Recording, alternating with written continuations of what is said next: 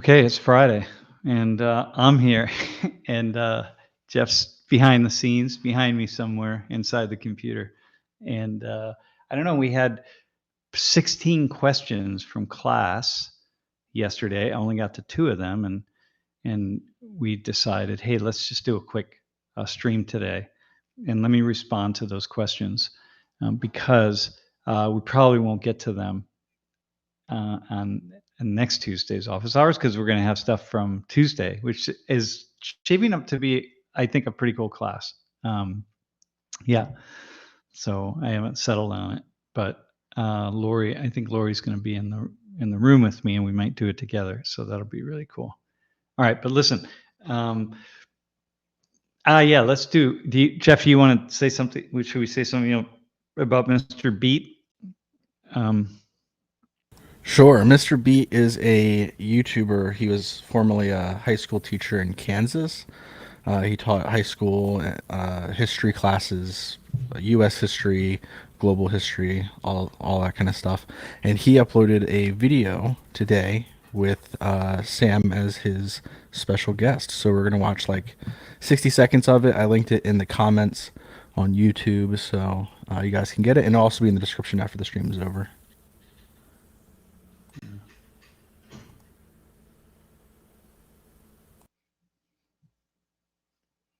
Why do we no longer have anything in common? I don't know. But someone should definitely make a video about that, huh? Okay.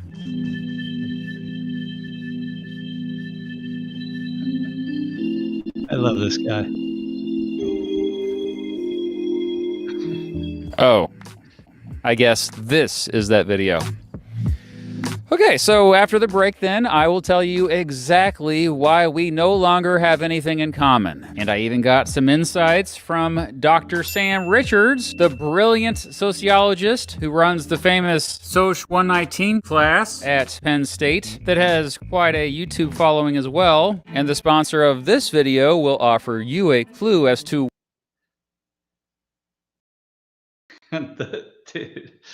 So yeah, it's a cool brilliant. Video. Yeah, the brilliant. No, it really is. I told him I'm going to have students watch it as an assignment because he does such a nice job. I mean, I really like him. Plus, he's a very thoughtful and appears to be a really kind person who's trying to get at things. I really like him.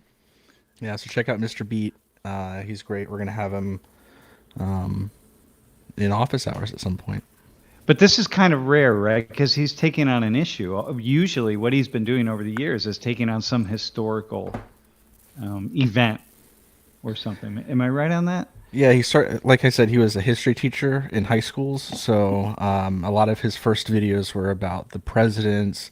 He made songs about each president and like information about their administration.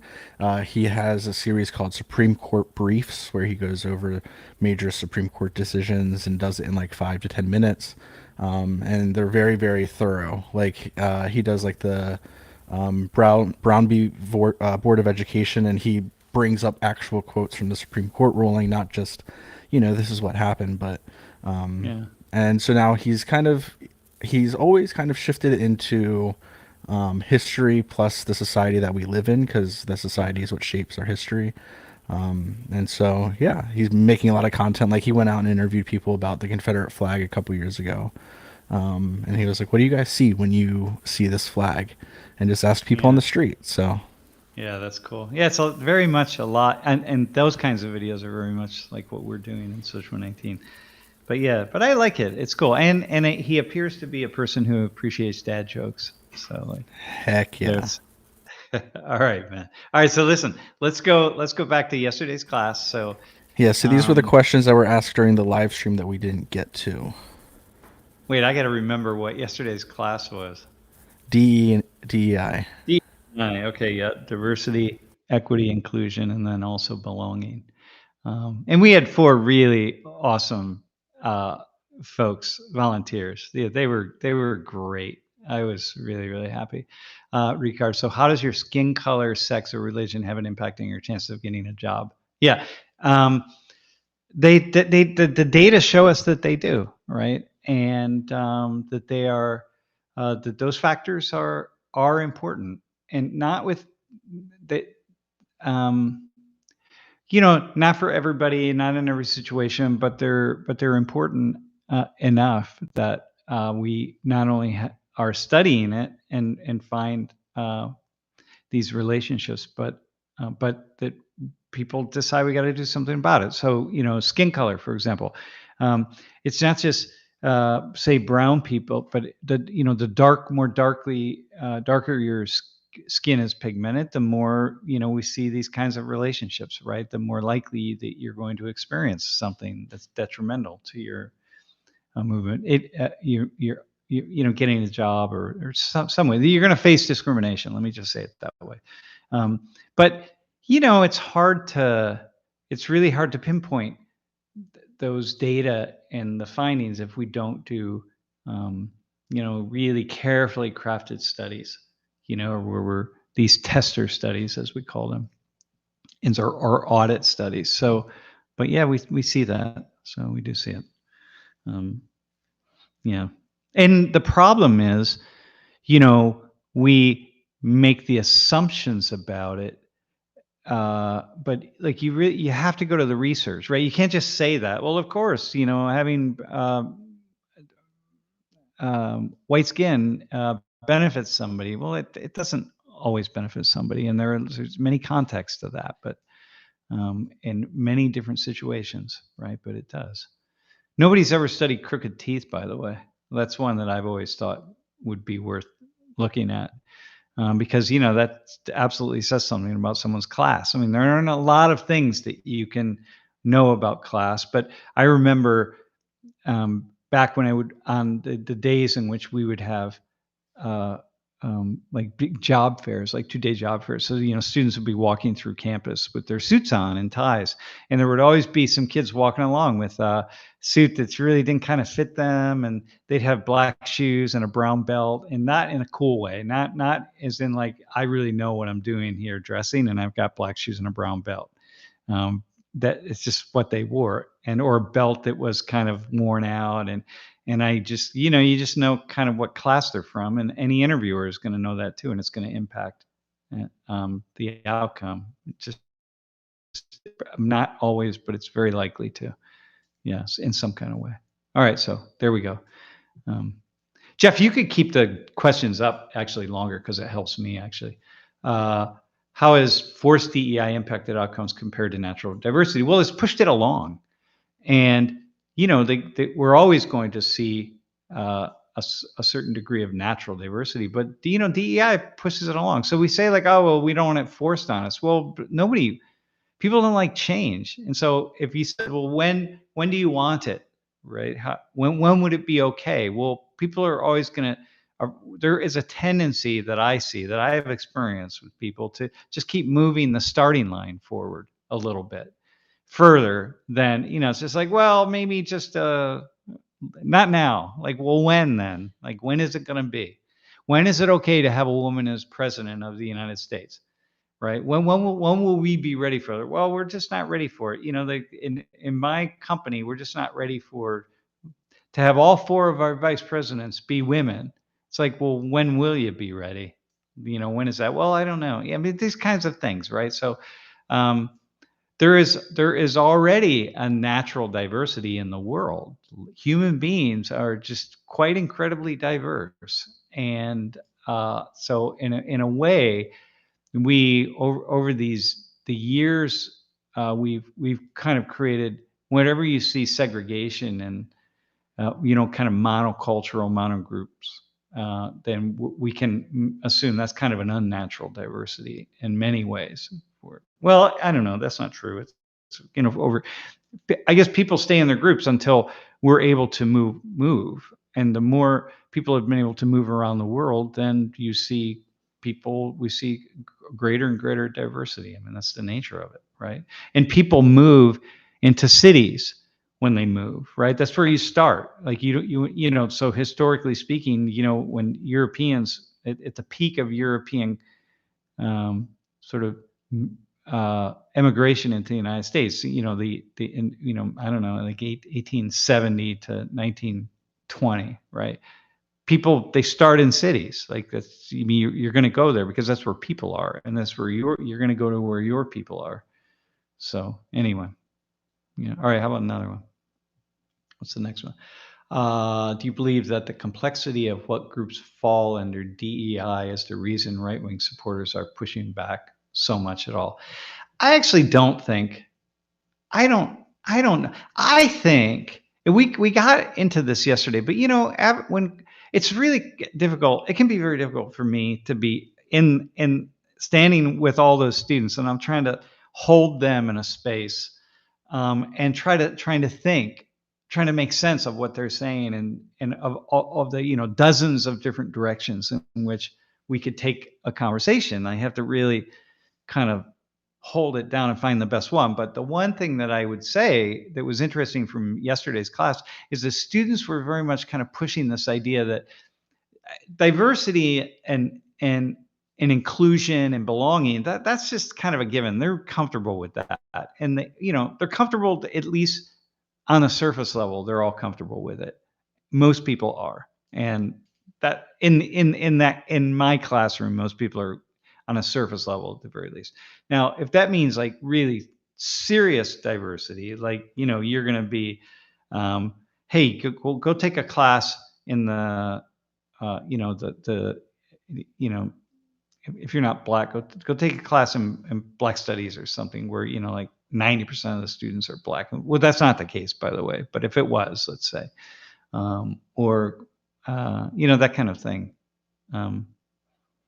it might be a little bit different, right? People might feel some kind of way. But do we believe that the complexity of I think that, so I think that a big part of the pushback is the issue of equity and people feeling like DEI is unfair. It's unfairly giving benefits to some people in some way, even just to be talking about their issues. So I'm a Christian and I'm saying, well, why are we talking about religious diversity? But it feels like you're not going to talk about or uplift Christianity. It's because we live in a Christian, you know, in this Christian space where if the dominant religion of most people who feel religious are going to be Christian. So what we're going to talk about are the minority religions, right? I know, but when you talk about the minority religions, I feel like you're downplaying the importance of my religion, of Christianity. So it's this kind of thing that we feel like it's not equitable, right? So once we start talking about things, we're not talking about things that matter, that include me. We're only talking about these other groups and other people. And I think that's a big piece of it. Yeah. All right. How about the next question? That was a good one. Bacon. Is DEI more important than merit? Well, again, it's equity. No, in the end, merit rules the day. You know, merit rules the day. We have tests. You know, in the world of education, people are given entry into select groups, to AP classes, to advanced classes, to the honors class, whatever it is, right? To the majors that are most select when they get the grades. And to get into colleges, most people, the vast majority of people getting into the universities are going to meet the criteria. And if you look at all the applicants of the university, and then you look at all the people who got in, who were admitted to that university, the vast majority of people who were admitted to the university are going to be the applicants with the higher scores, the most outstanding qualifications. So there's going to be a few exceptions, but in the end, it's mostly going to be merit. That's just going to be what it is. And that's true across the board, by the way. So merit, it still rules the day. Getting a job, you know, businesses, they're still going to hire, you know, you got 3 applications, or organizations, or whatever, you got 3 applications, you're most of the time, the person's going to get the job or that position are going to be the people who are like qualified and who have earned it in some way. You got to think, like, we're talking about most of the time, the vast majority of time. And there are going to be some situations where it's like, hey, we're going to give it to this, we're going to bring this other person on. And someone's going to say, well, but that other person isn't, I don't think there's qualified or whatever as this other, this person over here. But, it's well, okay, but that's not the norm when we add up all the positions that are earned or awarded in the world on any given day. So you have to look at it that way. All right. That's a good question, by the way. Judith says, should lawmakers consider DEI policies? Well, I think lawmakers do to a great degree. I mean, we're starting to see pushback by the courts of things that people can and can't do. And mind you, one of the things that I find kind of interesting is, and I said this at the very end of class, right? Diversity and inclusion and belonging, they're out of the box. We're not going to put it back. We are a very diverse world. We're in the United States. We're a very diverse nation. Cities all over the world are very diverse. Doesn't matter where you go. It doesn't matter. Go anywhere. We see an incredible amount of diversity. And it's so we're not changing that. We're only going to continue to see greater and greater diversity. So and most people are inclusive in most of their lives. People feel okay with strangers. People are mostly comfortable, and most people have been socialized to be accepting of strangers. And we have cultures all over the world are not only socialized to be accepting, but welcoming of strangers. People take strangers in. They're friendly with them. They're helpful to them. This is inclusion, right? This is the belonging thing. So it's like the genie's out of the bottle, as we say. So lawmakers are going to be have to step in at some level to adjudicate certain things. And, we've tried, the people have kind of forced a certain amount of it. And now they're trying to force it sometimes back in the other direction. But yeah, the equity thing is what we're really working on. Yeah, that's the real question. And there's equality and then there's equity. And those are two different things. And we're going to talk about those next week, by the way. All right, Jeff. Eric says, should Trump consider DEI policies? I don't know what that means. I don't know what it means, consider. Trump lives in a DEI world, right? And I mentioned the thing about, Trump is he's got people in his orbit from around the world, just like Biden does, like Harris does. Trump does, right? In his organizations and his companies. He's got people from so many backgrounds, right? So he's just a sort of a natural part of the DEI movement. You can't not, if you're somebody like him, you cannot not live in a diverse world at some level, right? Diverse community, have a diverse sociological experience in your life. You can't. And let's think about that. So, and the issue with equity is, is people like kind of earning something, or people being given positions because they know somebody, so I'm sure somebody like Trump also, it's like, well, a lot of people in his orbit, they're in his orbit because they knew somebody and they were introduced.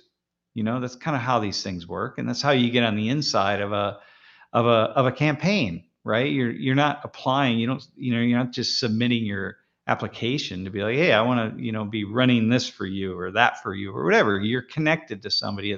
It's a network of people. Well, that's network and nepotism really work hand in hand. So, and nepotism being, getting something positive because you know somebody, right? Well, you get brought on into the orbit, right, and to the campaign. I mean, this is the same thing with the Harris campaign. So if you think about that, right, that's part of the world. How could it be any other way? Really, how could it be any other way? Yeah. Okay. Raya says, can DEI happen without any programs? Yeah, it happens all the time without programs. It's happening every day with people. Diversity is happening every day with people. You don't need programs. I mean, people are going to be, look, when you live in, if you're hiring, you're in like Paris or London or Istanbul or Rio de Janeiro or Tokyo or wherever, New York, LA. And you have a job and you get 20 or 30 applications. They're going to be 20 or 30 people from a wide range of backgrounds. Man, you've been to LA lately? Been to New York lately? I mean, you're going to get a very wide range of backgrounds. So you don't need programs for that. It's irrelevant. You're going to bring people in, and if they are on kind of a similar playing field, they're gonna engage with one another. Now, there's a lot of stories of these sort of big kind of high flying finance careers or something, right? You're sort of getting like a very monolithic or group of people, and then other people don't get brought on because they don't fit with the culture, and the culture is very kind of monocultural, right? So there's a lot of stuff even inside of that. That's where the problems rise. Hang on. If so, why not let nature take its course? Because the problem is it's still happening in a very slow way, right? Like women. So Raya, I'm sure Raya, I think you're a woman, right? Like, well, there's going to be a lot of places where you're going to be left out. Like you don't fit with the culture because you're a woman. And so you can say, all right, well, why don't we just wait until attitudes change? And I am brought in. Okay, well, that's good. Let's do that. So when? 5 years, 10 years, 20 years? I was just reading a piece this morning, strangely enough. It was about Pakistan. It was on the BBC, where I was listening to it, and it was just about women in Pakistan and saying like, hey, we just pointing out all of the different doorways that are closed for them. So okay, well, women in Pakistan, let's let nature take its course. Let's just sort of do nothing and wait till the men finally grow up and see that Pakistan is not going to move forward if women don't have greater equality and participate more openly at many levels of the Pakistani workforce and government and educational systems and so on, right? So that's why we don't let nature take its course. It's actually probably not a good thing to just hold off. If you're a person who is not in that position, well, which was strange anyway for women, because most women are straight, which means they're likely to have husbands, and so the husbands don't benefit. It's just a real odd thing for me. Yeah, I don't know, but okay. Chom Nomsky says, is DEI creating groups and potential conflicts along them, or is it actually just highlighting them? I think it's both. I think it highlights groups that are always there. Sometimes groups that don't even know they're there. Like people in maybe the disability community in a big organization, or people in the LGBT community in a big organization, or this kind of thing. Maybe that, or different, or like people who are working for an organization on H-1B visas here in the United States, let's say, who are foreigners who are working for a set amount of time. Maybe and sometimes DEI just sort of brings people together for these groups where they can just kind of talk about some of the things that they experience in lots of situations, and that has a great value. It's really valuable. It's like me when I travel and I like to talk to Americans who live in countries where I travel. I want to sit down with Americans because I'm going to see some things that are similar to how they see them. And if I were working in another country, and I've never worked in another country. Well, I have. I've taught, but I mean, I haven't worked, in an organization, so to speak. I'd want to talk to people. I want to be around sometimes people who are just like me because I want to compare notes. So that's a really good thing. And so highlight that and let that work. It's like affinity groups and so on, right? But it's also, but that also creates a certain amount of conflicts because it feels like, like here at a place like Penn State, you have these groups who come together as affinity groups, and we have all these international students, and the Kuwaiti student organization, or the Saudi student organization, or the Puerto Rican student association, whatever it is, right? And they come together because they share these things in common, right? But something in common. I mean, some don't. Like, there are a lot of people just like, listen, I don't want to hang around with other Kuwaitis. I'm like, oh, I'll do that when I go back home.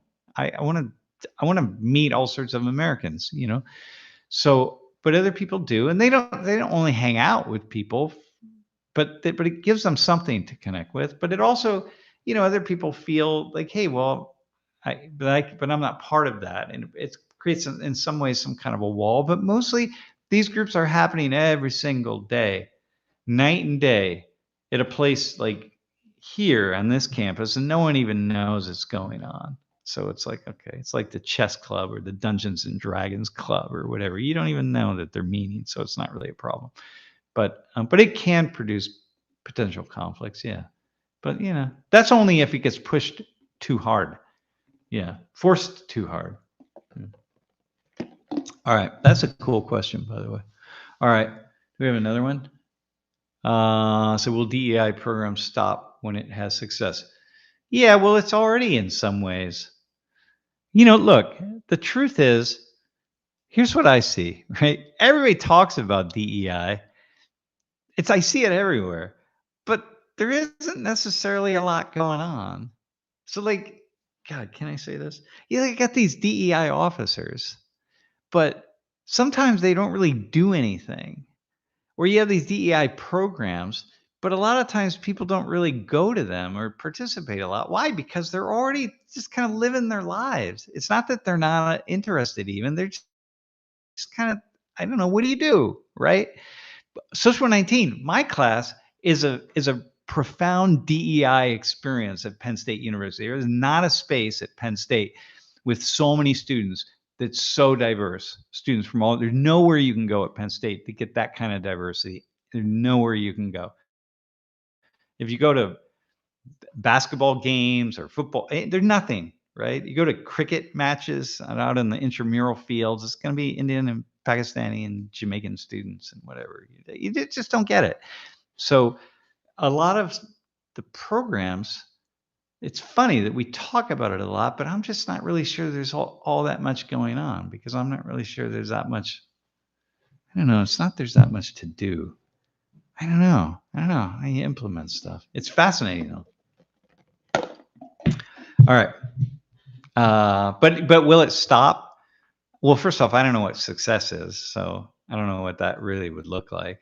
Everybody got along, but there's always going to be something, even if people get along 99% of the time, which they do in most situations, most organizations and whatever. But, there's like the one thing that somebody says that's, a microaggression. And then, that gets like carried out into like, oh my God, a microaggression. We had 2 in 1 week that people reported. And now, even though, we're an organization of 500 people, we have 2 microaggressions. They get reported up the chain to our complaint box, let's say. And now we have a pattern here. It's like, no, you don't have a pattern. The pattern is that you have literally millions of interactions in this organization of 500 people. You have millions of interactions on a weekly basis. And out of that millions of interactions, you have 2 microaggressions, let's say. That's not a pattern. I mean, the bigger pattern is that everybody's getting along. So success, there's always going to be some people that will never admit success. So like, all right, I think Penn State is just an amazing, just my my organization is amazingly successful. I walk around and people are like doing quite well. Yeah, getting along. All right, what do we got? Anything else? And Jeff, maybe there's something in the actual chat that I should just LOL, just LOL. I like that. Could the disparities we see happening between races be because of genetic differences between races? Oh man. You know, I could take this on a different day. Yeah, there are. We've been circling around this forever. How can you not? Here's the problem. You have to define race, okay? And you have to isolate and identify with clarity groups that you could call, racial groups. And what are you going to use?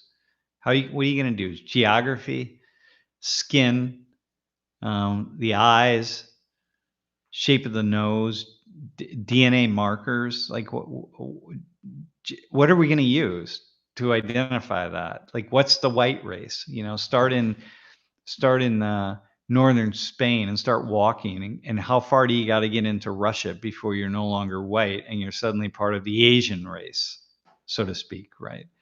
And same in going from northern Europe down into Africa. At what point are you moving into you cross the Bosphorus River, right? And you go through Greece and Turkey, and now you're going to roll down into Africa. At what point are you no longer European and you're suddenly Asian, and then you're suddenly African? And are you African in North Africa, or like when are you African?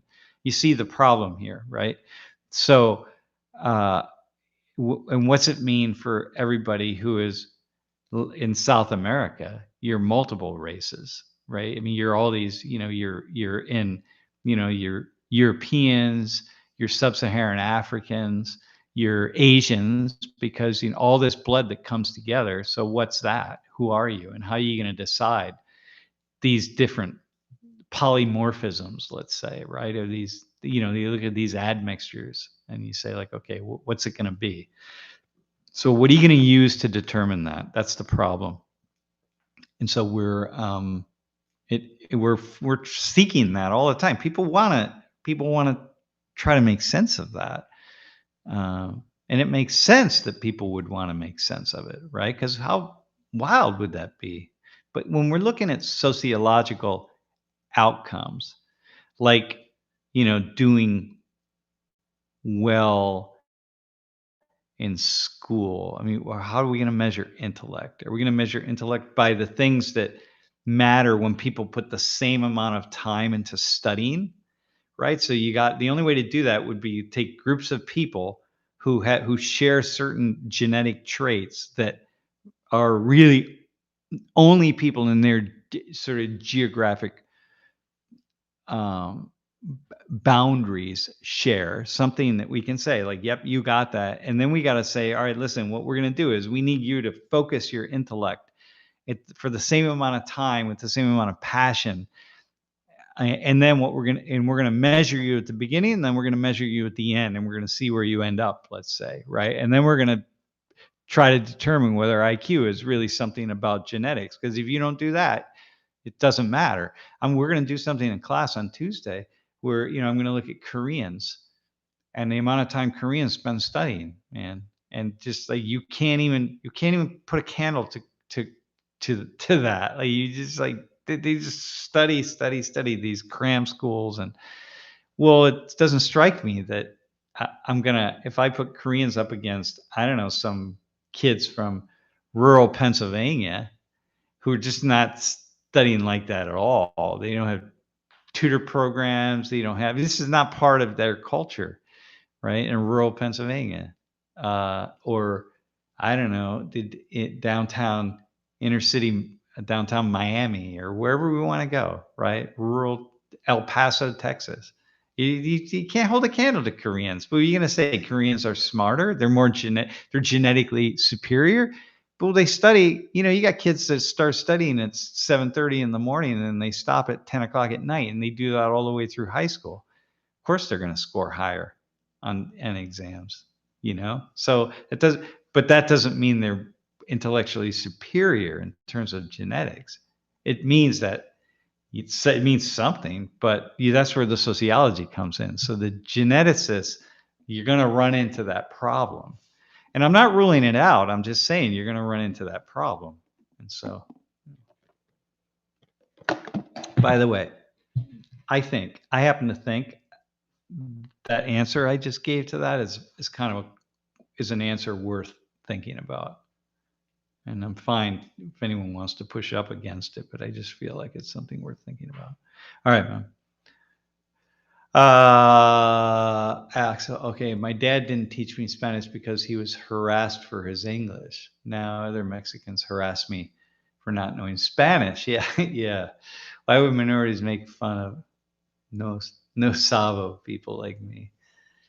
Well, because what you get harassed, you start getting that from kids, and it starts at a really young age. It's harassing, but it's like you're making fun of, and kids don't really get that. And parents, unfortunately, there's only so much you can do. Okay, here, let me say this: if I had a child, one of the reasons I don't have kids, because I didn't want to run into stuff like this. If I had a child, I would be so insistent on that child from a really young age, finding ways to get that child to learn languages that they didn't even know that I was trying to get them to learn a language, right? Like I would take them to I'd get them, make sure they had like a nanny or something or someone who just spoke Chinese, and they only spoke Chinese to my child from day one. And I would get like Chinese students, and they would be like, they'd be with my child like a couple hours a day, and I would just pay them, and they'd only speak Chinese, and my child wouldn't even know that's what's going on, and it would just be happening, right?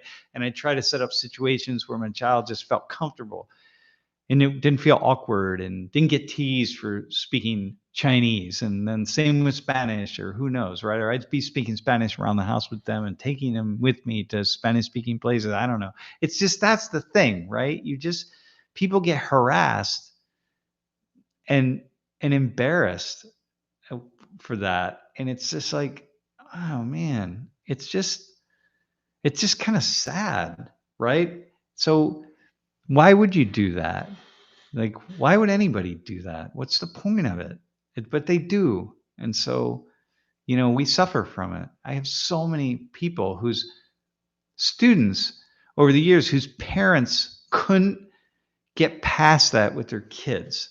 And they didn't really find a successful way to get their child to learn the language that was their native language. And now their child is just sitting in my class, and they're so disappointed that they can kind of understand, but they don't really understand, and they don't speak it. And, and now when they want to, and I say, well, are you going to start learning like Spanish? Come on, man. Like, why don't you just start are you taking it at Penn State? Like, and they feel embarrassed, and they feel like they really want to, but it's just, oh gosh, it's terrible. So my Spanish teacher in college came in from day one. The very first, she walked in the room, she told somebody sitting near the door to pone la luz, turn the light on. And the person had no idea what she was saying, and she just kept saying it. And finally someone said, hey, I think she wants you to turn the light on. And she told somebody else to open the window, right? And someone finally said, I think she wants us to open the window. And then that was it, man. It was just Spanish the class was 50 minutes long, and it was Spanish for 49 minutes. And on the 49th minute, she said, listen, now I'm going to speak English to you. This is the last time you're ever going to hear me speak English. And that was it, man. And I said to myself, as we were all listening to ourselves speaking English, like these, like 20-year-olds who were just out of high school. I mean, and I said to myself, wow, I can learn Spanish here, because I took a year of Spanish in high school, and it was just people laughing at everybody else for everything they did, and I said, I can learn Spanish here because nobody's laughing at anybody. And that's what happened, so I didn't really learn. I learned to break free of any concerns I had. It was pretty cool. Okay. That's it. I mean, that's all the questions we have. Jeff and I decided we were going to keep this at 30 minutes, but now we're almost an hour. No, we're at 40 minutes. Okay. So maybe we'll just let it go. Maybe we should just stop. Unless, Jeff, you saw something in the chat that you feel like I should respond to, in which case I will. I'm good.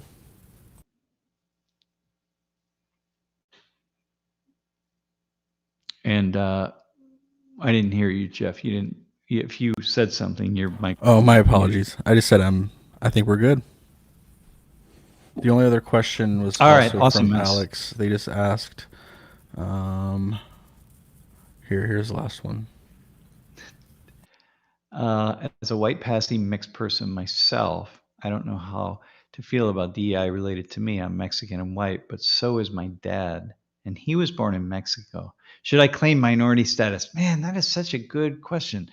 Well, you are here. Well, here's the way in which you are a minority, right? You're one of a relatively small number of people who are both white and Mexican, right? Same with your dad. Like, so that's minority status. I mean, it doesn't mean like you're a subgroup of people of the population. And so claiming it is kind of cool, like in the sense of saying like, oh yeah, look, I have this ancestry from Mexico.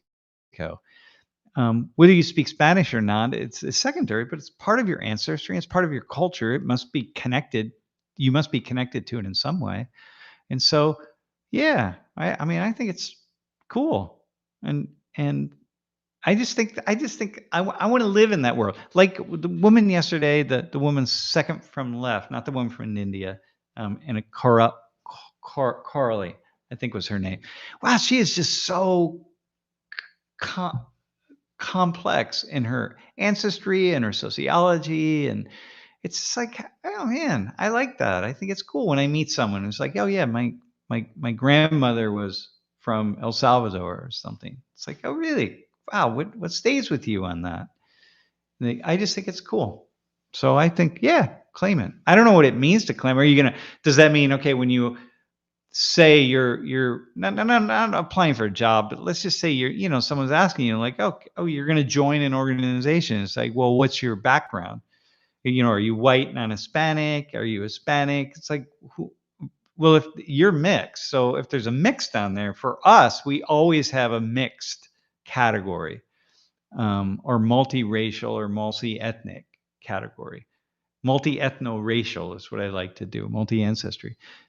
And that's always fascinating, right? And it's rare that people who are like my grandmother's from Ireland and my grandfather's from Germany, so I'm multi-ethnic. It's like most people don't do that. They don't see it that way. I think we've come to some kind of agreement here in the United States anyway that that's not what we mean by multi-ethnic. But I don't know if both those things matter to you, Ireland and Germany, and they matter, and you have customs from both places. I don't know, you drink Guinness while you eat your sauerkraut or something and mashed potatoes, then go for it, man. But most people don't. Most people don't have that. They're more like me, who don't really trace their ancestry back in some way that is particularly meaningful. So, but otherwise, if it does, yeah, I think it's cool. Claim it. Yeah. Do I belong to a DEI coalition for Latinx people? Well, you do. First off, Latinx is like Latinos have pretty much just decided they hate Latinx. It died out, not because people who weren't Latino were taking that on, or Hispanic, but Latinos, like, they make fun of it. And I've never spoken to somebody in South America or Central America, or in Mexico for that matter, who really appreciates Latinx or who uses it. Everybody I've ever spoken with about it makes fun of it and says, don't say that, which is kind of interesting, because I think it's kind of it's Latinx, huh? All right.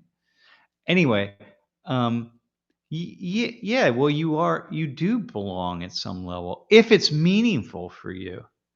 Maybe it's not, in which case, but if you're exploring it, then it's meaningful for you, and then yeah, you do belong to a DEI coalition, in that sense, or at least it's part of like, you bring something to it. If you can bring something of that culture into a social community to which you belong, then it's meaningful to you.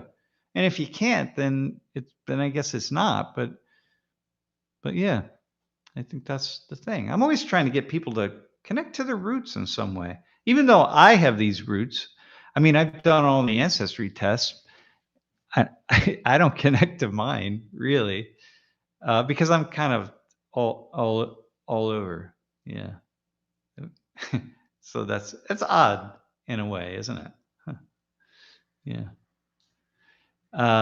So I watched the answer to my question and have a follow-up. When you place value on skin color, it's inherently placing a value upon it, and say that different skin colors, et cetera, have different values. Yeah, well, that's the thing, man. That's the problem. And we're only looking at skin color. When we're only looking at skin color, it's one tiny factor. And skin it's one tiny marker, really, right? Well, it's probably multiple markers, but I'd have to ask my friend about that. But you're putting a certain value on that, and then saying that, hey, there's something about this. I'm going to just say this one genetic marker here of all the markers that we have that make us who we are. Right? We're gonna take skin and we're gonna make that one really, really the most salient and most important. Because, for example, the other day in class, the Yoreli, who I said, this was on Tuesday's class, and we were looking at Black Pride, and I said, the woman on the left from Puerto Rico, and I'm like, well, you have black blood. I mean, I can see in her face, but she's white. She's as white as I am. But I'm like, nah, but I can see that you have sub-Saharan African blood. Like, I can see it. I see your nose. I can just the features, right?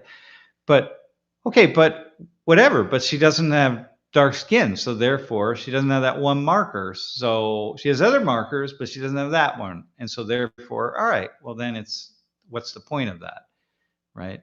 Yeah, it doesn't. It could be yeah, exactly. So it could be anything. Could be religion. Could be sex. Could be anything. Could be height. Could be how we speak. It could be the way we form words. I mean, any number of things, but we do it on skin. And the reason we do it on skin, by the way, because that's what in the transatlantic slave trade, people use skin. That was the main marker they did. The emphasis was on the Negro people from Africa, the black people, right? And that just held on and dug in.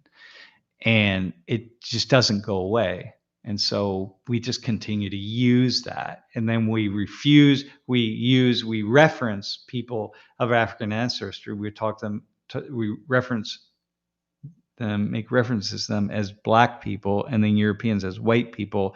And then we don't really have other people. We did for a long time. Asians were the yellow people. That's what we used, and Native Americans were the red people. That's how people were first. The people were first building these taxonomies on race. You know, that's what they used. But they just stuck, and they continue to stick. And then we use the words, and then it becomes the sociological terminology that we use. So, but it could be anything. So Alexander the Great. Can you put Alexander the Great's piece up there? This is really interesting. Black people are disproportionately represented in the prison population. Will DEI make that problem better or worse? Well, no. DEI has, yeah. What would DEI, diversity, equity, include? What DEI would? That's a really interesting. Man, that's such a. Well, first off, I'm not. I have to interpret what you mean by the question. It's a really interesting one. No, DEI, presumably what DEI would do, would get more people to be interested in a class like Social 19, where we're thinking about these kinds of issues in a thoughtful way, right? And then we would say in a thoughtful way, hey, how is it that Black people are disproportionately represented in prison populations in the United States? Like, what's going on? What is happening? And then we would look at that, and we'd look at it. We wouldn't just point to it and say, well, that's just clearly racism, or we wouldn't point to it and say, well, black people are more violent, or black people are more likely to commit crimes, or whatever it is. I mean, or there are more criminals in the black population. Whatever, we would actually work through that in a thoughtful way. And DEI, thinking from a DEI lens, we would feel motivated to try to think through those kinds of questions in thoughtful ways. Yeah. And I could do a whole thing on that, that would really look at the complexities of why that is. Yeah.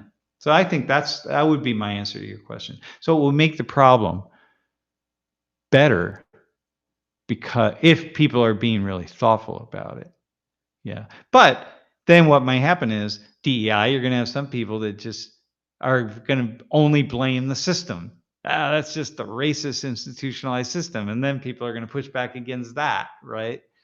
So then it would make it worse, because it's like, it's not just the racist institutional system, right? It's more complex than that. So yeah. That's such a cool question. The DEI here in Sweden include religion. Hey, can you, Jeff, Ricard Magnuson.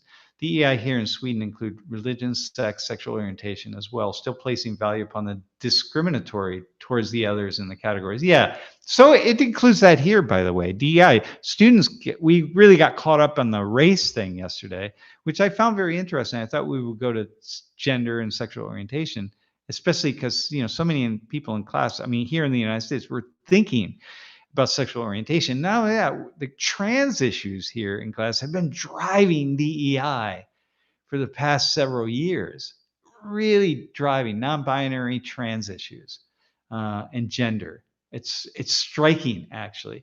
And I think that so much of the pushback on DEI has come from the fact that people have been feeling as though the queer community, or a segment of the queer, or trans activists, let's just say trans activists, have been jamming that down at people and forcing people to accept non-binary categories and trans people in ways that they weren't really quite ready to accept. So, people are in the United States. I mean, the vast majority of people in this country, and same with Sweden, for sure, in Sweden, are very comfortable with queer, gay and lesbian and bisexual people, or people who are gay, lesbian, and bisexual. It's just like, yeah, whatever. And we've gotten to the point where most everybody's out. Most everybody has somebody in their family.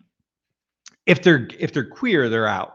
And so, it's going to be your cousin, your nephew, or if it's not that, it's your neighbor or your son or your grandson.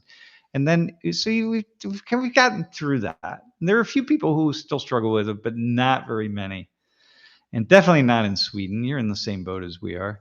But you've got, what you have is but then we jumped into the world of trans issues.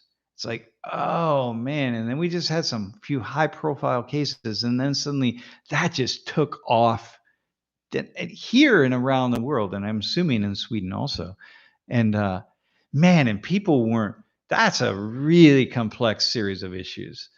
And what do we mean by trans? Like, what are we talking about? The sociology of trans, the genetics of trans, the medical operations related to trans. It's like, man, that just forced some things. And then the activists, they took a very strong line on some things that just freaked everybody out, because the activists said, hey, look, man, the trans people, we need to support them. And if somebody says, if somebody who was born as a man decides that he is now she and a woman, then that's what they are. And that's what it is. And you don't even question that kind of thing, right? It's like, whoa. And that's what got J.K. Rowling in trouble, right? And that's a big thing to swallow, man. Like, wait, what do you mean by that? You don't question it. You mean you can just decide? It's like, well, So, and then, but somebody steps up and says, yeah, you just decide. If one day they say that, then that's what they are. And so there were enough of those kind of it's a cautionary tale, right? Because people didn't know how to respond, because you want to support people. So the way to support people who are in that place, the way to support them is to just be like, well, yeah, it's going to be black and white, but it's not black and white. And that freaked people out. And I think that kind of got us. That was a really important, in my humble opinion, that has been a very important fuel toward the pushback on DE&I activities. Yeah. I might be wrong with that, and anybody could argue with me on it, but that's what I've seen. Yeah. So, yeah. And I understand that. Sam looks Dutch, Flemish, Belgian, and then surname Richards tends to originate either Welsh or Norman. Yeah. Actually, so English is my, so I have a lot of Irish in me. I could pull my, man, maybe I could do it really fast. Hang on, I'll show you my, let me log in really fast. I'll go, hang on, I'll do the 23andMe one. I think I don't have two-factor authentication on that one, so I can pull it up more quickly. We'll see what it looks like. Let's see, is it oh, hang on a second, man. I'm gonna show you. I'll show you what I am. It's kind of interesting. Oh, hang on. Dang it, I gotta go to my email. It's actually really quite fascinating. Here we go. Man. 675. All right. Man, because this stuff is really cool. If you haven't done a biogeographical ancestry test, it's really, it's fascinating to do. Here's my, oh wait, Jeff, am I going to be able to, I just remembered. Am I going to be able to share my screen or not? I don't think so. You can send a screenshot to me. All right. Hang on, man. Hang on. All right. Here we go.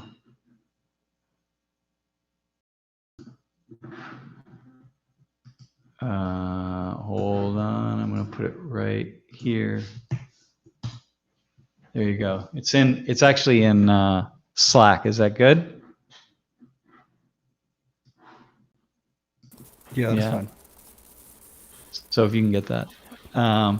Yeah, so living in Hawaii, Hawaii is, man, Hawaii is interesting. Yeah, it's diversity, man. Diversity is coming. It's everywhere. All right. So hang on, we're gonna show this. It's really fascinating.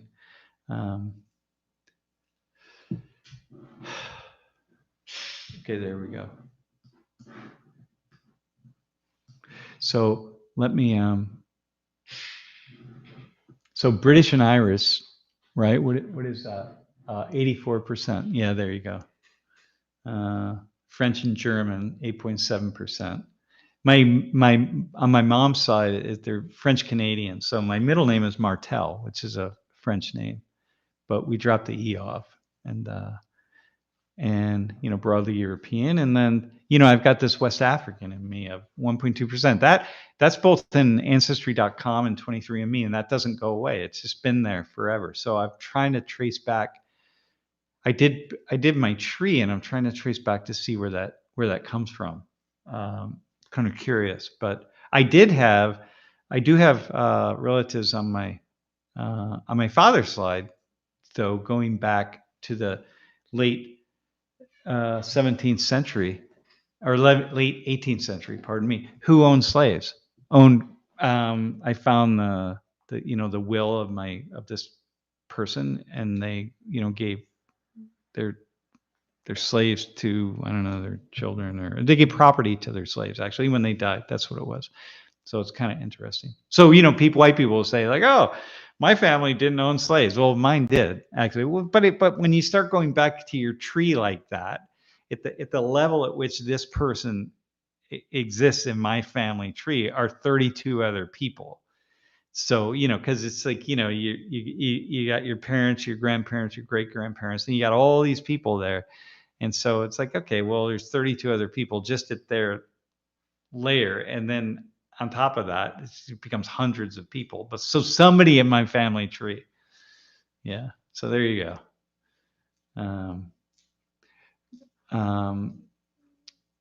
Okay, listen, man, these are such great questions. Professors don't discuss it because it's not accurate. Previous studies comparing hormone lows by race have been limited by size, restricted age variation. You know what happened? I put the wrong thing up here. I've been looking at. Yeah, listen, this stuff, people try to do this kinds of research very carefully. You've got to be really careful, because otherwise, you run the risk of, anytime you bring genetics and into the picture where you're looking at sociological differences, okay, and you could be making inferences to those differences being actually caused by genetics, okay? So you're looking at things like, education, the way you think, the way you talk, your ability to, your social intelligence, your IQ, all these things, right? When anytime you want to make any kind of link to genetic factors, right? Genetic markers, man, you run the risk of really getting into hot water super fast. But it hasn't stopped people from trying to see if they can find something, right? And I think, okay, well, yeah, whatever, go for it. But what happens is the population groups, the groups that you're going to use from which you're going to collect your data have all been contaminated. There's just first off, they never existed in these pure forms, right? Who were the Africans? Africa is the most genetically diverse landmass on Earth, which means that if we go back 500 years to Africa, just 500 years, right? So let's just start right there. Let alone 1,000 years or whatever, but just go back 500 years. We have this idea, we could just go into Africa and we could take samples of people and study their genetic markers, right? And then if we go to what is now the Ivory Coast, or we go to Tanzania or Ethiopia or Kenya or South Africa or wherever, up to Morocco, it's all going to be the same. No, this is the most genetically diverse land mass on Earth. And so therefore, there's nobody that we can say are the Africans. So I'm going to take the admixture of one person. It's going to be completely different from somebody else. And so an African in, Tanzania is just as likely to have as much in common as with somebody from Germany, even going back then, as they are to have something in common with somebody from Ghana or Nigeria. And so this is part of the problem. So what are your markers going to be, and what are you going to say, and what are you going to be able to say?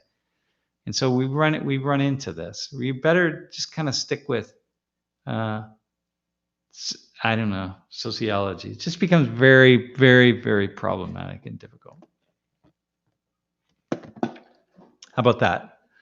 Sam's goal appears to be to understand more perspectives, and seems to always be trying to make his perspective grow, not figure out which one is a narrow truth, but attempt to understand greater truth. Yeah, totally, man. Listen, Jerry Williams, this is totally me, and I don't deny anything. Just like I just said right there. Hey, I have colleagues who would say, oh my God, don't ever even make an attempt to put genetics together with sociology in that way, right? And I'm like, okay, a lot of them are way smarter than I am, but I just remain open. I try to remain open to grow my understanding as much as possible. And so when I do, I run the risk of sometimes when I shut down some things to say, no, you just can't say that. It doesn't make sense. That people who are thinking that are going to just think that, I'm inserting my ideas into it. But I do have ideas. There are a few things that are just no, that's just not good thinking. As a sociologist, I have to get to that place. And I do get to that place with some things. Even as much as I remain as open as I possibly can to ideas that I've never heard before, or that might be contrary to something that I think that I believe. So that's what's really, it's really, yeah, that's what I'm trying to do. And it's not easy to do, especially as I know that people sort of log on to 119 from certain political positions.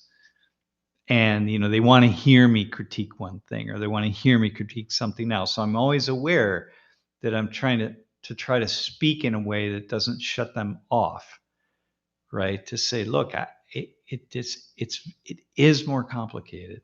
It's incredibly, yeah. Okay. Jeff, do we have Bob the artist? Bob the artist, man. I have my tree back to 1609 Jamestown. My dad's side. Mine goes back. I don't know if it's true. Keep that up there, Jeff, but I just have to say this. I actually traced the Richards name back, which is really funny. In my family, the idea was that they took it from the ship captain. Whatever Richards came over, they just took the name of the captain of the ship that they were on, but that seemed to not be true. And I've actually traced it back to the late 1500s in England, which appears to be right on, which is quite fascinating. Jamestown on my dad's side, and my mom is first generation Norwegian. My dad's side owned and captained slave ships and settled in Jamestown. Should I have guilt? 73. No, there's no guilt, man. No, there's no guilt.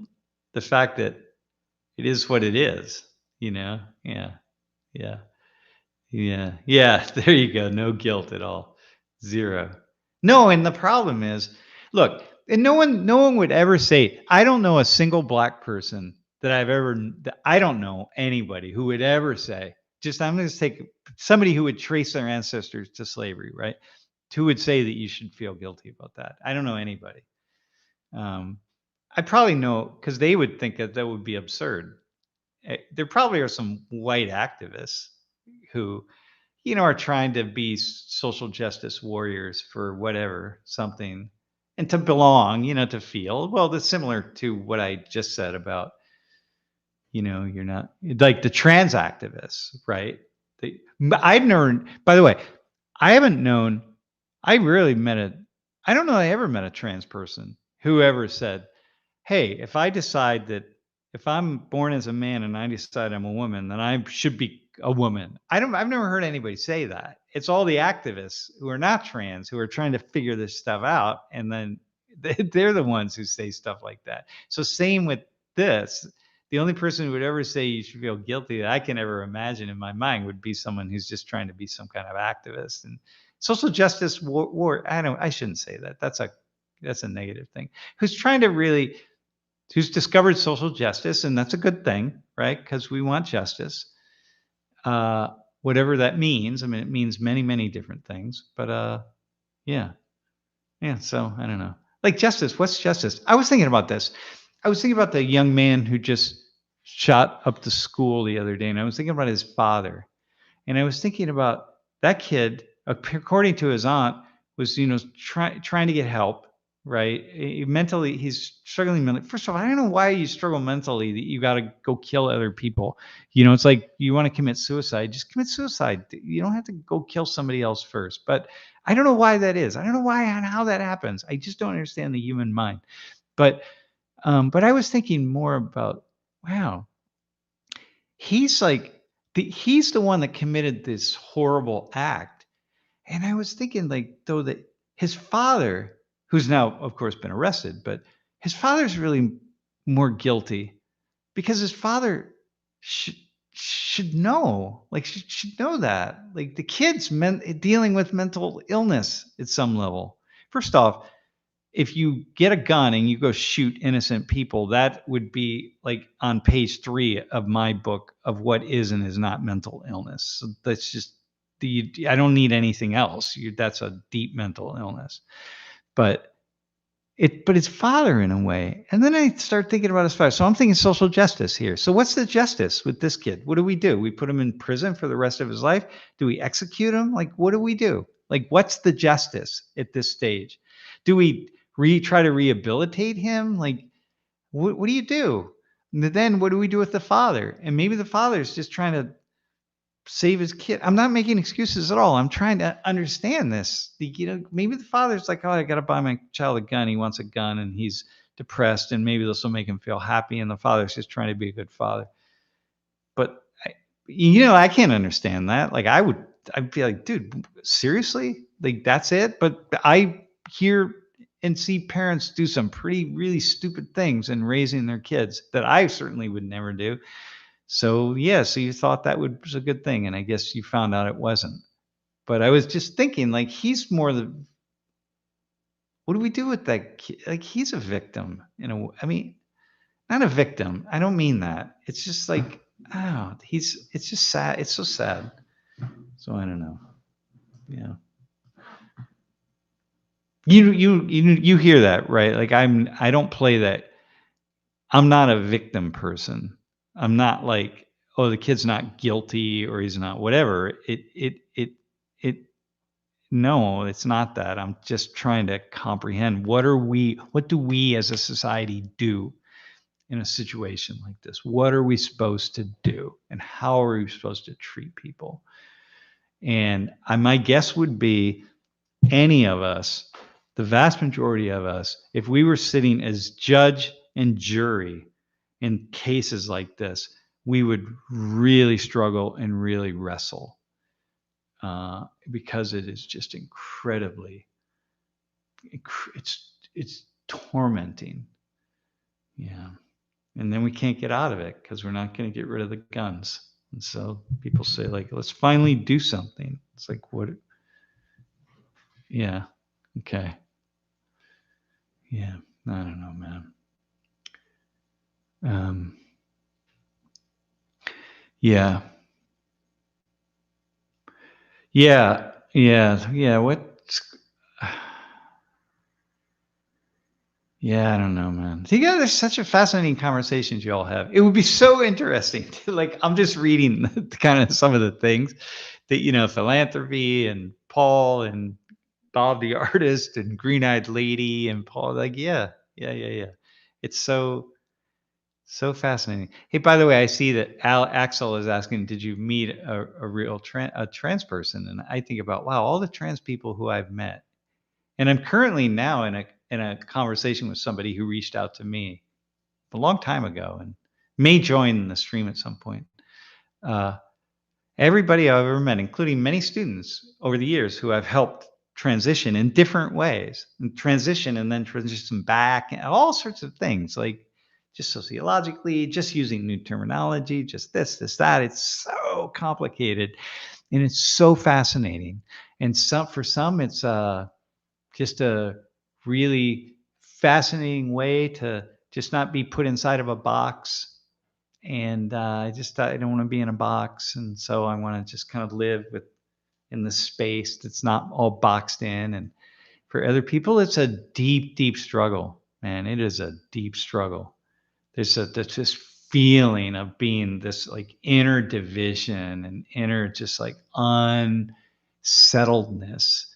Wow, I've engaged with enough people who absolutely feel that I can say it is real. And just because I have never felt it doesn't mean it's not. And so fascinating. Life is it's just as fascinating for me as some people. For some people, they eat cilantro and cilantro tastes like soap, and it's just a terrible taste. For me, it doesn't. For other people, it does. And so I understand what it would be like to put cilantro. I don't understand, but I can imagine what it would be like to put cilantro in my mouth and have it taste like soap and just be the most horrible taste in the world. And that's true for some people because they have a genetic marker that makes that happen. Well, I can also understand that that I could just be absolutely tormented by the fact that I'm inside of this man's body that is not really the body I'm supposed to be in. And Yeah. Wow. Yeah. Yeah. You know what? That digga thing. Yeah. I had quite a number of people email me on that. A couple of people I've been meaning to get back to. You need to know that I have in my class the other day with that particular conversation. Um, I'm. It's very hard for me. Uh, I'm very careful with students. Like when they, like yesterday when that Mac said something about this research, and I'm like, okay, hang on, Mac. I'm very gingerly trying to steer a conversation sometime, and so sometimes students will say things, and I'll say like, I don't want to say, I can't in front of everybody else. The worst thing I can possibly say is, hey, that's actually not correct, and so I just sometimes let things slide that because I have to, because people, the worst offense, man. We're living with this is a population of young people who have grown up with education is purely about right and wrong. Get the question right in an exam, get the highest score you can, and use that score to move to the next place. And everything is just like I don't at some point in time about 25 years ago, it just became really clear that it's like, just give me the answer. It's going to be on the test because I need to memorize that so I can get the highest grade I possibly can. And education has transformed into that way of filling our brains up, and it's transformed into that for a huge percentage of people. Therefore, when you sit on that table, it's like I have to work people down from the edge to say there's no right answer, man. So just there's no right answer. And so therefore, um, for me to ever say like, hey, that's actually not correct. Oh my God, man. I'm basically, oh God, some students will just take that. It's such a, oh man. So I don't. Sometimes I let things just fly. That I'm just like, yeah. And now let whatever, it's out there. Who cares? And then I'll hear from people. Like I heard from a lot of Germans to say like, hey, wait a minute, I just want to let you know this. But I'm like, yeah, sorry about that. Yeah. Yeah, which is kind of cool. Okay, listen. Yeah, hey, Garrick, that's actually kind of that what you just said. That's cool. Okay. Uh, saying the feeling is real is one thing. Saying the feeling is true is another. Okay. People with eating disorders have the real sensation of body dysmorphia, but that doesn't mean their self-view is true. Yeah, man, that's what I love about this. That's why that's really cool. That's why I do this. That's why I'm still on here. God, Jeff, we were going to be on for 30 minutes and now here we are. It's an hour and 20 minutes and we're still going. Yeah, that's so cool. Yep. Man, God, I love this. Oh, it feels so good. Hey, listen, but we really should probably just head off. Tuesday's class is actually I'm reasonably certain it's going to be about equity and inequality, and Lori is going to come on with we're going to have a conversation that haven't had in a way that I've never done in the classroom. I think it's going to be really cool.